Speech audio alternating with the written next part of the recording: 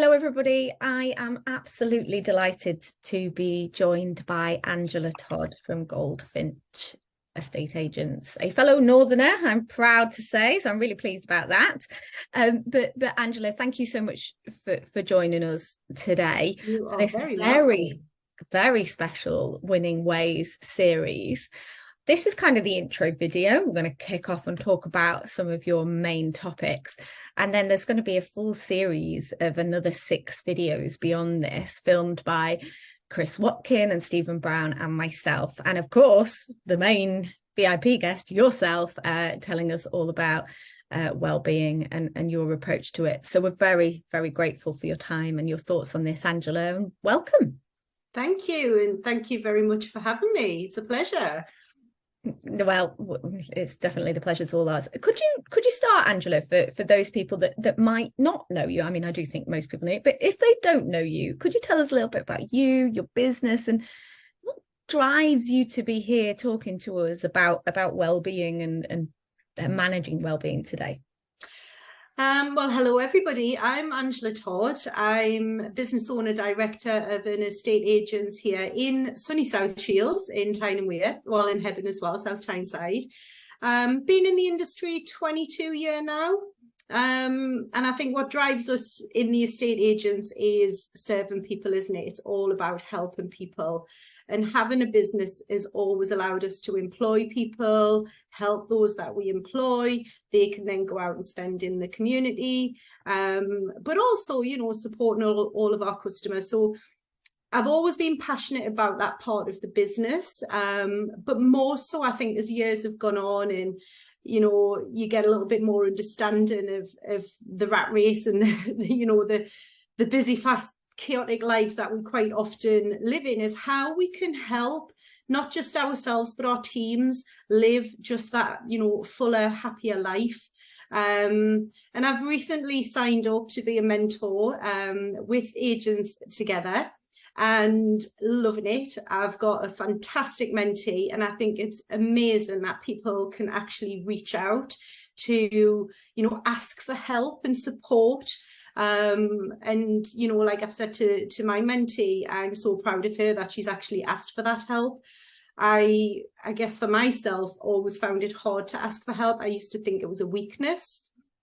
But as I've got life lessons behind me, I kind of realized that it's actually a strength when we reach out. So if I'm able to help one person bulletproof their lives through my findings, then great.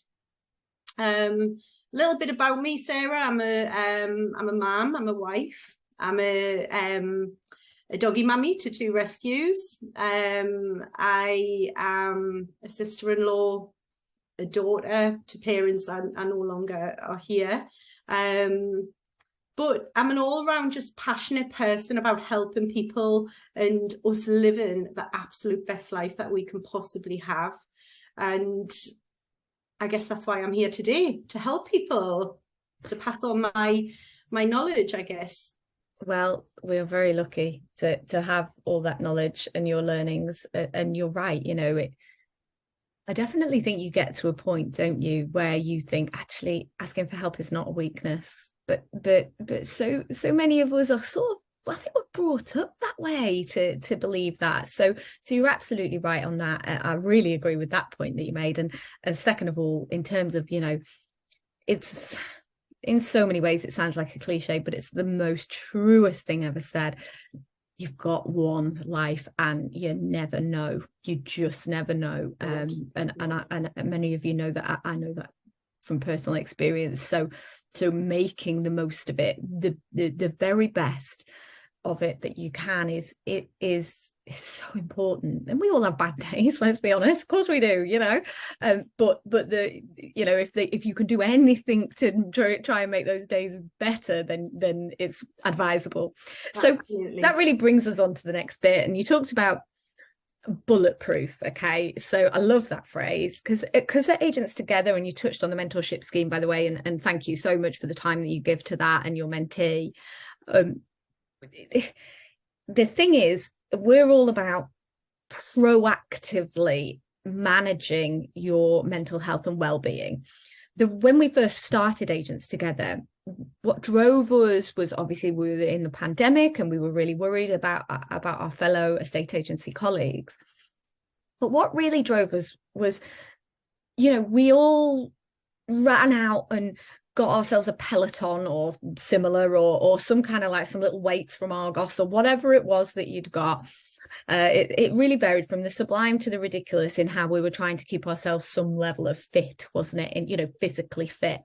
Yeah, I didn't see people running out to get, mental health support in whatever way that would look. And it definitely has improved the conversation around mental health and well-being, the pandemic, to some degree. But it's also obviously worsened the feelings for many. So there's not really a silver lining, I would say. But the point I think I'm trying to make is proactive management of your well-being, like you go to a gym or you choose to go on walks or however you choose to exercise. There should be a parity between those. Why do we treat our brain different to, our arms and legs and those sorts of things? It just kind of doesn't make any sense. So your bulletproof your day idea is just brilliant. So I know that you've got 6 key areas that you use to bulletproof your day. Do you think you could share those with yeah, absolutely. And I think, you're right. The mind is the biggest muscle we've got, but probably the least one that we look after. We can go to the gyms and, get the guns and the 6-packs but yeah, we don't bulletproof our minds. And in the world that we live in now, I think it's more and more important that we do. So if I can share these tips that have helped me come through a very, very intense summer. I found myself in a very bad place myself in the summer, just because I'd spent the last few years steering a business through a pandemic, looking after all of my employees, all the family, the community, just making sure everybody else was fine, but kind of started to forget the importance of looking after me. And we've all heard that saying, haven't we? When you're on an airplane, if in the event of an emergency, you put that mask on yourself before you help somebody else. And this is my kind of, I guess, way of thinking, right? Going forward, how do we bulletproof ourselves? So for me, my tips that I want to share is the gratitude attitude, relaxation and restoration, nourishment of our minds, our bodies, and our soul, the movement and keeping it real, positive actions, and how when we choose to high vibe and be the highest version of ourselves, we can shine our light brighter on the world and help others more. And that's basically it in a nutshell. They're just little things that we just need to tweak every single day of our life and include something, and that helps us shine our light a little bit brighter. And I think if we think of ourselves as a huge big ball of energy, and we look at ourselves, for instance, another analogy I've made up, which I like, is let's just think we're 100% 100-watt bulb, yeah? And if you are shining the brightest you can possibly be, you're living generally in gratitude and you're looking after yourself and you're high vibing. But there's a dimmer switch to these lights, isn't there? And sometimes we can dimmer these down and we get lower and lower in our brightness. And this is where we just need to retune our daily practices to make sure that we can keep that light shining. So gratitude attitude, dead easy. How can we introduce a gratitude attitude into our day?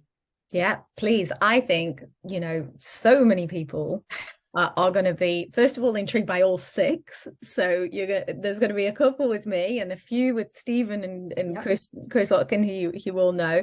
But absolutely, let's start with gratitude attitude. One of my favorite things to do in a morning. I do it, but I want to hear what Angela's got to say. So Sarah, for the viewers out there, what I'd like them to think about is their daily morning routines, because there's millions of people around the world. They wake up and the first thing they do is they pick their iPhone up and they'll scroll the social medias, they'll have a look at the news, they'll then maybe check their emails, And before they've even got out of bed, probably before they've even said good morning to their partner, if they're living with somebody, they've fed their minds with so much negativity.